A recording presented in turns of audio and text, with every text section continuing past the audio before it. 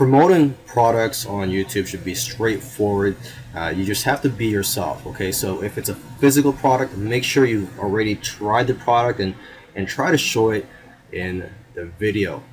And try to mention as many things as you can that you like about the product, and mention one or two things that you dislike about it, or a couple weaknesses, because if you mention those things, your review will be more believable and viewers will like you more for pointing out any weaknesses of the product. Overall though, your video should be a good review of the product.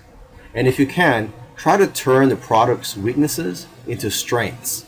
So, for example, if you are giving a review of a camera, and let's say one of the things you don't like about it is that it's too small, you could say, well, at least it's easy to bring this camera around with you and it could fit in your backpack.